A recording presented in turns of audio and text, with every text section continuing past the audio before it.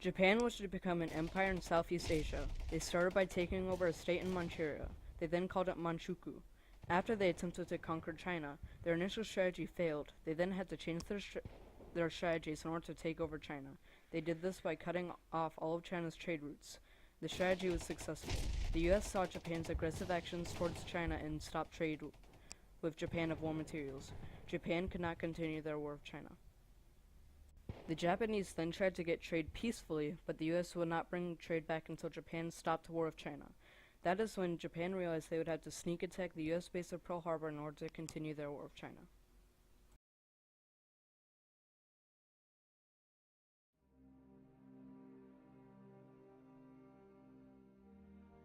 Japan launched the first wave of planes north of Pearl Harbor, then sent them down to Pearl Harbor. The first wave had planes go to Pearl Harbor and Wheeler Air Base. The second wave had planes attack Kaneohe Air Base and Hickam Air Base. Both waves would then meet at Pearl Harbor to destroy as many ships as they could.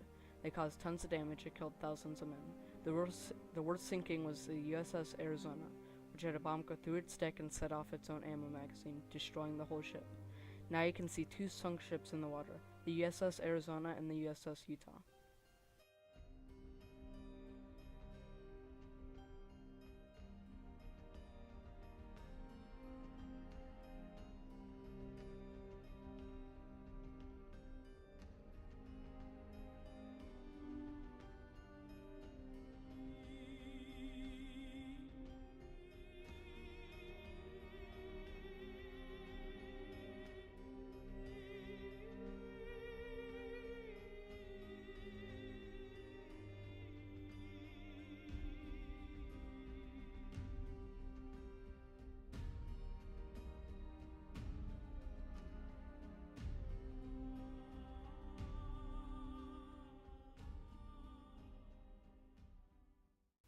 The next day, President Roosevelt made a speech officially starting war with Japan. Mr. Vice President, Mr. Speaker, members of the Senate, of the House of Representatives, yesterday, December 7th, 1941,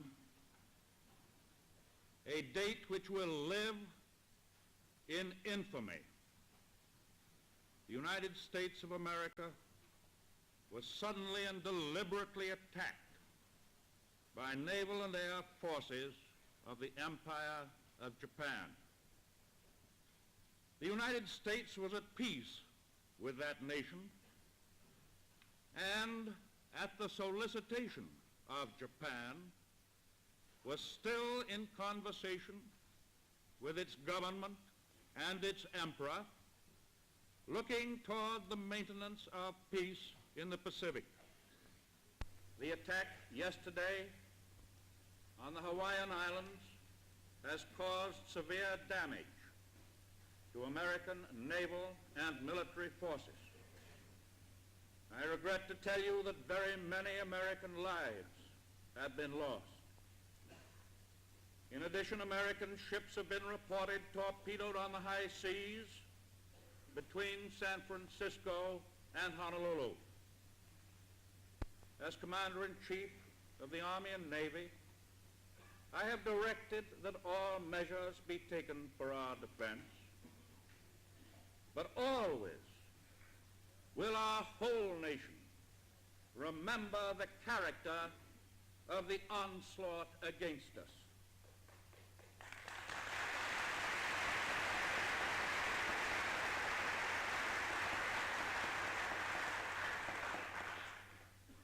No matter how long it may take us to overcome this premeditated invasion, the American people in their righteous might will win through to absolute victory.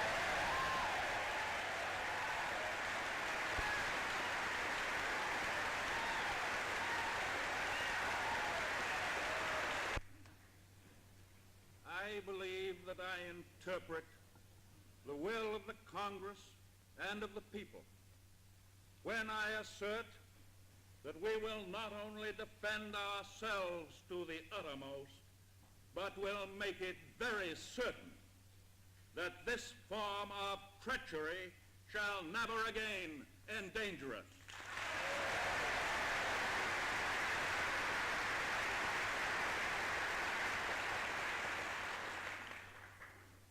Hostilities exist. There is no blinking at the fact that our people, our territory, and our interests are in grave danger. With confidence in our armed forces, with the unbounding determination of our people. The turning point between Japan and the U.S. was during the Battle of Midway, where Japan's plans to sink 4 aircraft carriers were leaked to the U.S., and because of this they were able to destroy 4 of Japan's aircraft carriers and 1 heavy cruiser. This was the first time the U.S. used aircraft carriers. It was one of the biggest naval battles of World War II and changed naval history.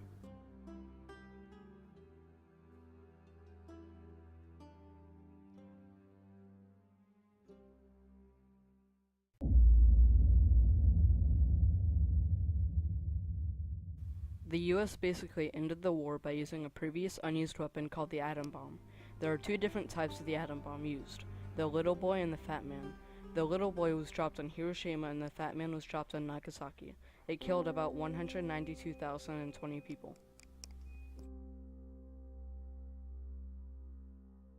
Japan surrendered on September 2, 1945 in Tokyo Bay on the USS Missouri. Foreign Minister Mamoru Shigemitsu signed on behalf of the Japanese government, and General Yoshijiro Uematsu signed for the Japanese Armed Forces. Supreme Commander MacArthur then signed representing the United Nations.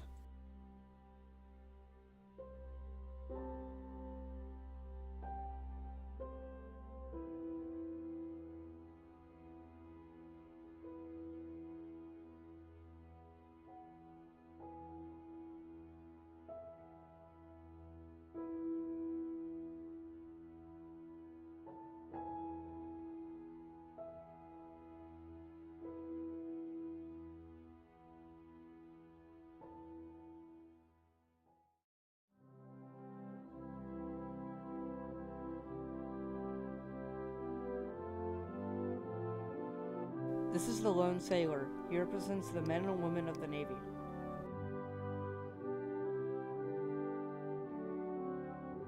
Even now, Americans and Japanese alike go to Pearl Harbor to mourn the death of the people that have given the ultimate sacrifice.